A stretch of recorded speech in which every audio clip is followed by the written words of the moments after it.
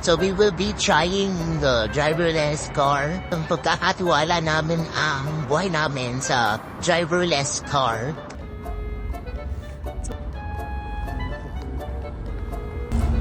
Ay? Very nice, very nice. Pasok ka. Hi, Mark Ryan. Tangiti-ngiti lang yan, pero kabado na yan. Wait lang po yan, magsisafe the front po, Sorry. For a few riding sets, this experience. O, taray, nag-change rin si bakla.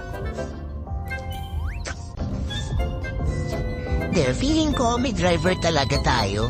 Yung nagtatrabaho dito highway mo is naka-work from home. So, pag nawala ng internet, alam nyo na. Bye!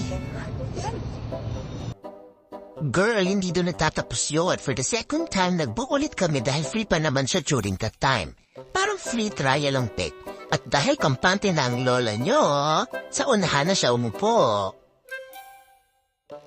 So all in all, it was a nice and fun experience. Thanks, Remo. Till next time.